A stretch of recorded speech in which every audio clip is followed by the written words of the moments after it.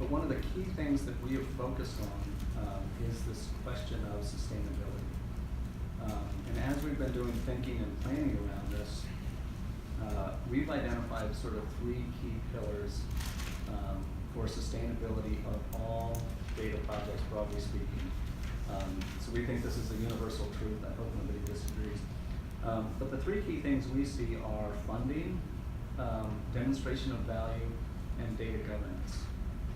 Data governance also, I think people who work in and with data systems recognize this as important, but I think too often legislators and others may give governance sort of short shrift. And it's really a crucial piece. So if you look at something, the classic example would be the US Census. It has a relatively guaranteed funding stream from the feds. It has very strong data governance that's enshrined. It's founded back to the Constitution. And it does show very strong value to a wide swath of the economy. So then we start thinking about individual state data systems in our own work. We still see those three pillars as being central to the work. It's not that you can have one and not the other, or that they don't feed on each other. If you think about funding, you often need that startup funding, but then the onus is on you as the developer of a data system to start demonstrating value very quickly, and just show legislators and others that yes, this is something you are dedicating money for this in our budgets, but here's the value you get for it. I think to complement legislators, I think there's a growing recognition across the country that these systems are important. I think we heard some discussions earlier on in the SLDS world that you'd hear legislators saying, well, show me how this program works, or show me how we're making wise use of taxpayer dollars. Oh, but I don't want you to collect any data to do it. It's asking you to measure a log and cutting up your ruler in the process. But I do think there's a strongly growing sense of sophistication among legislators on both sides of the aisle. I think this is an issue that we see often as becoming less and less partisan and more, you get your folks who are interested in education and workforce development, and they see these things as crucial. So that's one key piece of the sustainability. But then in terms of demonstrating value, one of the challenges that we've heard from our states is the institutions and the programs that we're working with say that these data aren't good enough. We're not capturing people who go work for the federal government. We're not capturing people who go across state lines. All of our graduates that stay in state, you know how much they're making. The others are off making millions in far off lands, and you're not capturing that, so you're not fully representing the great work of our programs. So being able to capture that feeds into the value. And that's where we see our role as being able to contribute to what states are doing. There are also some other areas we can contribute, we think. Again, without going too far into the architecture of the data flows, the process allows for the creation of a de-identified data set, and not to wade into the de-identified but not anonymized discussions. This is just purely the identifiers are stripped off, but it's still very closely held with all of the confidentiality protections attached to it. But it does give us at Wdqi the ability to do types of research that aren't possible in a single state. So the idea is that there would be a research agenda that's created by the state partners that essentially gives Wdqi marching orders and says, we want you to look at these three questions. Some of those questions could be things that states could do on their own individually, but you pick up some efficiencies of scale if Wdqi could do 15 analyses for all the participating states and do, it's just the same code, you just change the state. That's one way to add some efficiency. But there are also things when we start to think about brain drain or brain gain.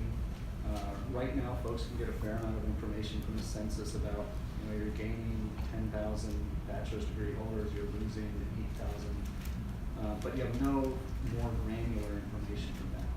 When you're talking about states trying to focus on particular industries, it'd be really helpful if they knew, well, we're losing 8,000 graduates in our health fields, 2,000 STEM graduates and pick another zip code from the education side, but we're gaining this many in these particular fields, and to be able to use that for economic development planning and some of the stuff that folks are already talking about here today. And I think the other area where we're really looking to move forward in this next phase that we didn't really explore in the pilot is around workforce training. And this is, I think, thanks in part to Cynthia and some of her colleagues from Oregon that really pushed us in this direction, but we were very higher education focused in the pilot. That was sort of where the quick value demonstration was. But we're really focused on being able to incorporate workforce training and look at how those programs are contributing to their own state's development, but also neighboring states, and being able to look at that on a regional basis. So I think the other points I'd emphasize is our strategy in outreach has been to try to build up as much as we can clusters around the country to try to get immigration partners on board. As I mentioned, Indiana was able to sign on, so we're putting the screws to Kentucky. We'll be pigeonholing Kate later, and they've been interested, but working through the process. It's a complicated legal process to sign on, as it should be. There's a lot of legal time involved, and that's again, as it should be. But we really need to develop those clusters and to sort of grow them, but we're at a point where we can do it across the country. The other thing, this is sort of an aside, not too much in line with previous remarks, but we do have a ton of materials around communications and planning for data breaches and that type of thing that we've shared with a number of our friends on the SLDS side. But if any of that type of information is useful, we're happy to share that. It's sort of geared specifically to our work, but a lot of the SLDS folks have said, oh, this communication stuff, it's applicable to what we're doing. So we're certainly happy to share that with anyone who has any interest. That's great. Anybody have any questions for clarification right now? Yes.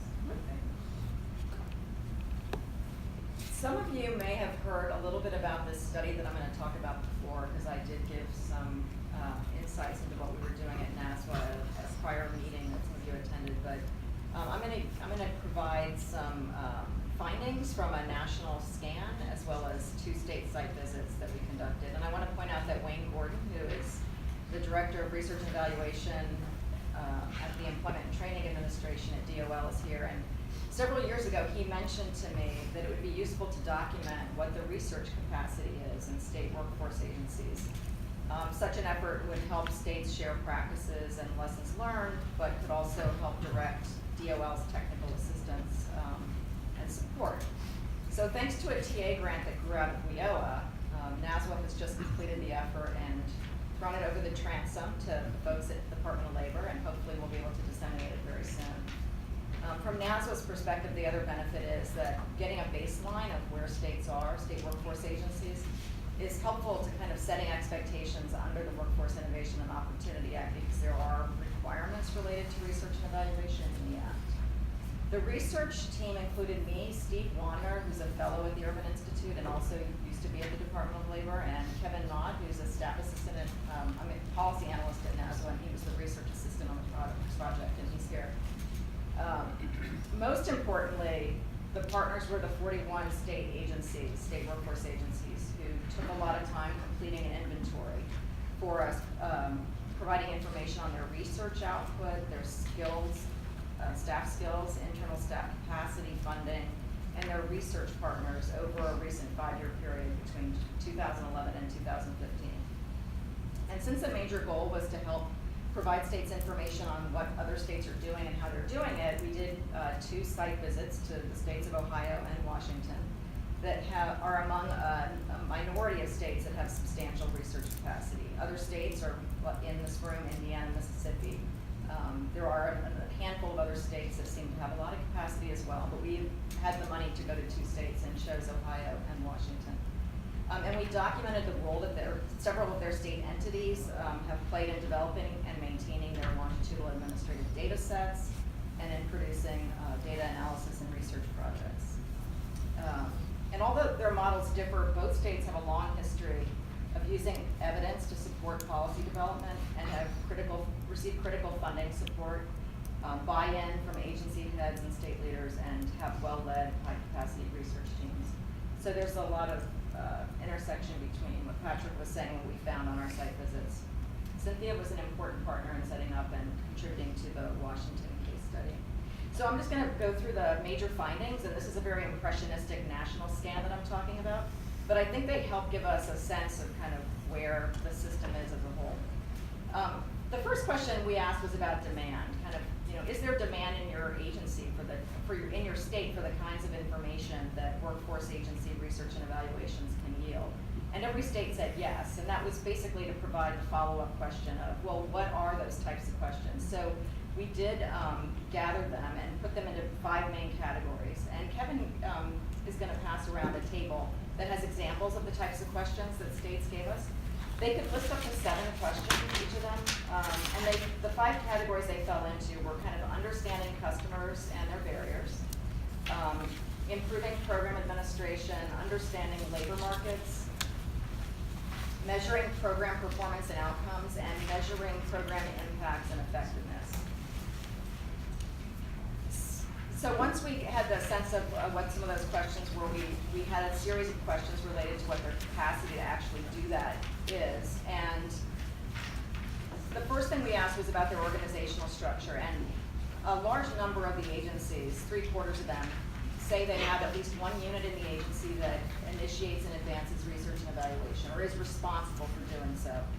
And 80% of them reported that they partner with or rely on outside contractors or researchers to help move research and evaluation efforts forward.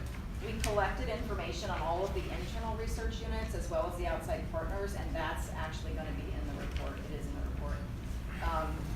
So that you can, if you're looking to see what other states, who they might be relying on for outside partners, you can see it in the report and follow up if you're interested. Findings on staff capacity, funding, and research output were less encouraging than the fact that they had units in their agencies. The capacity varies tremendously across the states. Some states produce a large number of research products, but half the states reported producing 3 or fewer in-house research and evaluation studies over the 5-year period that we looked at. And then looking at research that was conducted with outside contractors or partners, the median reported output was 2 research and evaluation products over the same time period. In establishing a baseline, it's also worth noting that only a small number of the agencies employed, either directly or through outside support, quasi-experimental or experimental research methods for 1 or more studies. And that's something that most people, when they think about evidence-based policymaking, tend to think about that level of analysis. To help create a database of recent research products, we asked the agencies to provide short summaries of their efforts or to provide us web links to places where their research is housed. So we collected all of that information, and that's also in the report, and will help hopefully states look over the fence to see what their neighbors are doing and maybe be able to pick up on some of the products that are already out there. We asked them to describe their current internal research staff capacity and made it clear that term encompassed more than just staffing levels, but also experience and research skills. And 2/3 of the agencies reported that their staff capacity is either inadequate or fair. 30% reported that their capacity is adequate, and the remaining 5 states were at either end of the spectrum, like very adequate or non-existent. And then we collected information on the research skill areas for which agencies report having sufficient capacity or the opposite, needing assistance or help with capacity development. And Kevin, we have another table that I'll pass around. Oh, you already did? Okay, great. You can review it later, but we came up with 15 research skill areas, and a minority of agencies ranging from 10 to 44% reported having sufficient capacity across those 15 skill areas. And 40% and up to 78% reported that they would like help, technical assistance, or capacity development with respect to those areas. Again,